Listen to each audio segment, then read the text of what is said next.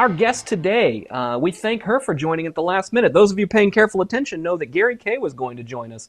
He ended up having to miss ISE for what must be the first time in a long time. And as I was speaking to him, he said, why don't you invite Emily on? And Emily and I go way back. Why don't we bring her in? She's the director of marketing for rAVe. We thank her very much for joining. And you know what? We didn't need Gary on this show for the third time in 2 seasons. So I'm so glad that this happened. And here you are. Welcome. Thank you. Thanks for having me.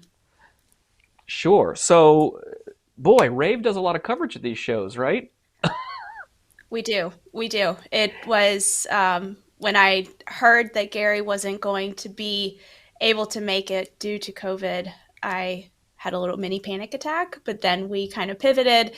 And I was the one who did all of his interviews for the first 2 days and executive interviews and booth tours. So threw me right into the fire, kind of just like now, but happy to be here. So be honest, it's been, what, 3 days or so that we've all been home-ish? Yeah. Have you watched every single video that has been recorded by you guys yet? No, I have watched a number of them, but not every single one. No. Fair enough. Fair enough. All right. On to the serious questions. Big picture, well, how did you feel about the show? Matt and I liked it. We thought it was strong.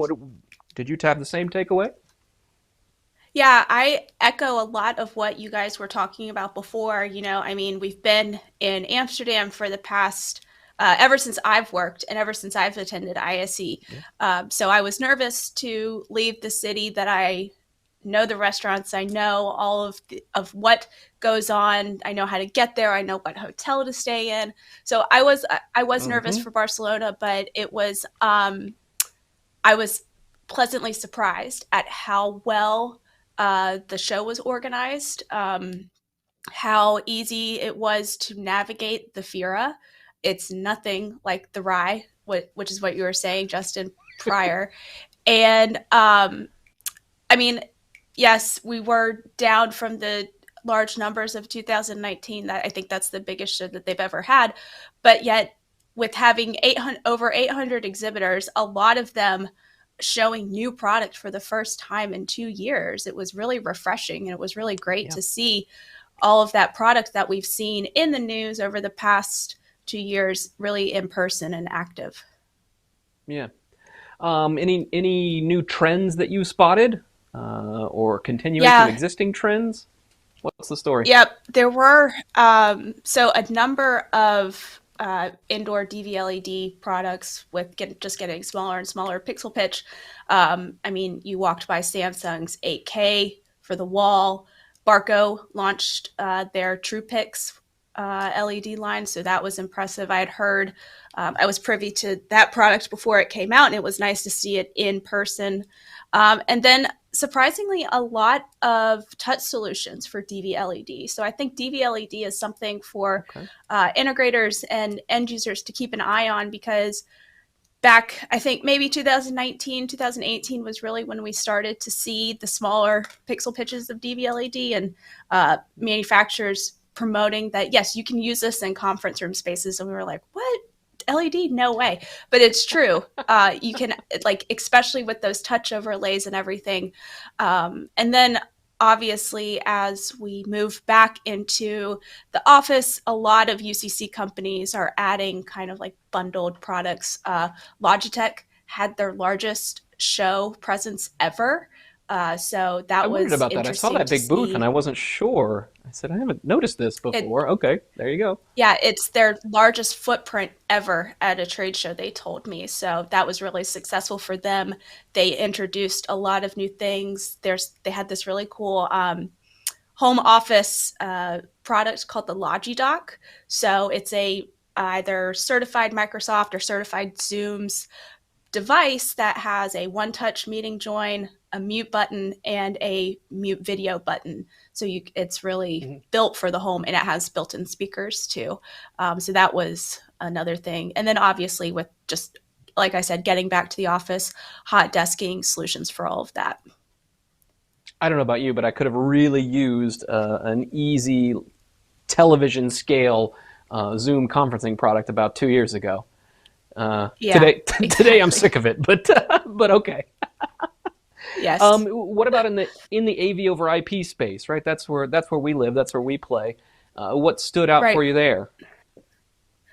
More people are doing it. So back in maybe 2020, 2019, there were maybe 10 booths on the entire show floor that were really pushing AV over IP. And now there's well over 50. So new companies like Matrox and others are now promoting AV over IP and those solutions. And so I think Yeah, just as we mature and get more and more into that, you're going to see more and more companies utilize it and sure. hopefully utilize solutions like SDVoE. Oh, there you go. Plug the show host. I love it. Thank you. Of course. Um, well, and speaking of SDVoE, what about standardization? Where are we at with that? I sat on a panel on Tuesday to talk about where is the industry today and where is the industry headed in terms of, well, I'm going to say interoperability. The panel was about standardization, though, and I think those are slightly different. Anyway, big picture, industry standards. Are we heading in that direction? Are we not? I think we are, especially with organizations like the Ames Alliance, and they told Gary that they hope to have it ratified, I think, by the end of 2022. But there still isn't a specific proposal to vote on yet. But I think that we are headed towards that. I think we have a lot of work to do, but I think we are headed towards the standardization. But in order for a true standard to emerge, I think you really need one of the big three guys to adopt it: Crestron, Extron, AMX, someone like that. Mm-hmm. But um, in regards to or IPMX, Barco announced that they have signed on and have integrated it into some of their control and processing products. So, and then obviously SDVoE has momentum because you already have Kramer signed on, and so that's moving in the right direction too. But I still think we have a lot of work to do and a lot of education to do. So that's another thing, and I know that that's Yeah. something that you guys are focused on as well as us. And Gary is really just kind of with his keynote circuits and everything that he's doing.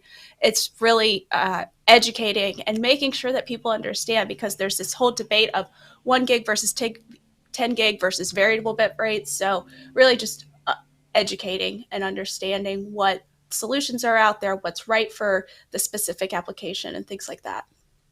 You're speaking to Matt's heart right now. He's an educator I'm first and sure. foremost, and won't let me forget it.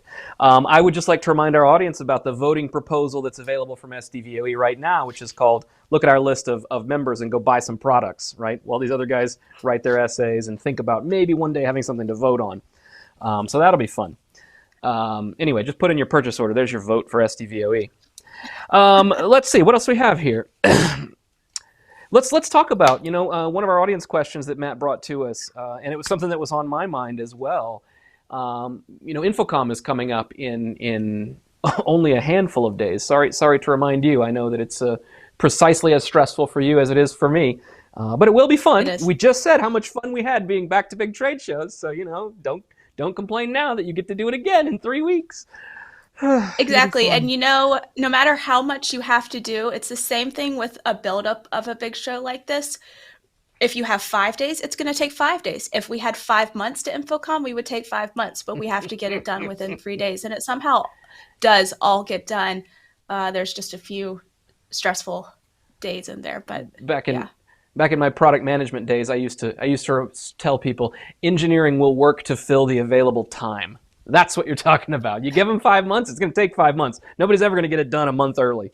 But a good exactly. team won't be late either. So my question is, based on the experience that you just had at ISE, has that changed any of your expectations going into InfoComm?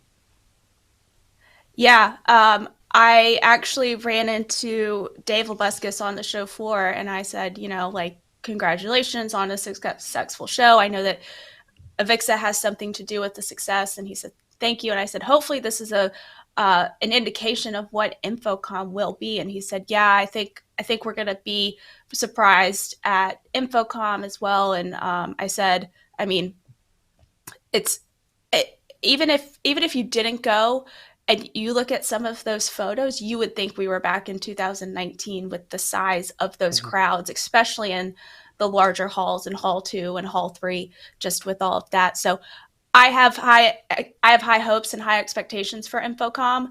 Um, I know that we are talking to a number of manufacturers who are reinvesting back into in-person experiences and Mhm. shows and marketing dollars and all of that. So I think that that's a good indication of what to expect from the manufacturers, because last year we heard, we're just going to go. We're not going to have much product in our booth. And so Yeah. I have not heard that this year. And I was surprised by the number of product at ISE as well. Okay. Okay. Yeah, I have to say, thinking about that venue, how large it was, how well laid out it is. Honestly, I was a little surprised when we saw the attendance numbers for the show. 45,000. That's a strong number. That was a great number. I was surprised based on my experience at how low that was. I thought like it felt crowded, it felt busy, it felt really humming. And to think of that size of venue, like I thought there must be 100,000 people here to be this busy. So Yeah, anyway, yeah, I think they did a good job of laying out the show. Like I was talking to some of my team members who have never been to an ISE, and they said, it seems like it's really busy. Like, is it going to be this much bigger next year? I was like, it's going to be way larger because there are so many other places that they could put manufacturers. I mean, you had the IoT hall. I'm not sure if they're counting the IoT hall, oh, that's World an interesting Congress question. IoT, in their exhibitor number or not. So you had Yeah. that hall. And I do know that they're planning on partnering with IoT World Congress again next year, at least next year. Okay. And then for 2024 and beyond, it really depends on everything. So, but I mean, I think that we will see some new product from some of the manufacturers at InfoComm. Obviously, those who didn't attend ISE and who are planning to go into InfoComm will hopefully see some new products. But there were a handful of manufacturers that said, we're holding off until InfoComm to introduce some of these things, or they have a whisper suite at Really? InfoComm where they're introducing some new things. So I think Well, that we'll that see a handful. that with about a half a minute left, that touches on the last question I wanted to ask. Should anyone who attended ISE expect to see anything new or different at InfoComm? Sounds like maybe surprisingly to me, yes. I think so. I do. Like I said, I heard from a few manufacturers that I talked to. I didn't talk to everyone, but I heard some that they do plan on showing some new things. And in the after show, I understand you're planning to give us that list very specifically. Is that correct? That's 100% accurate.